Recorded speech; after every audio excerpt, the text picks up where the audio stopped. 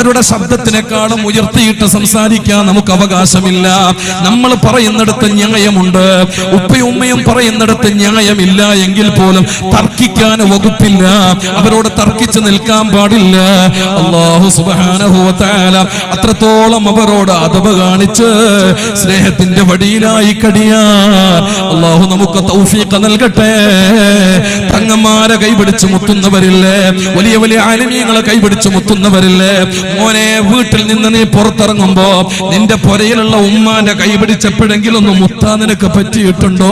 ജീവിതത്തിൽ നീ അങ്ങനെ ഒരു 10 ദിവസം ചെയ്തു നോക്കടാ.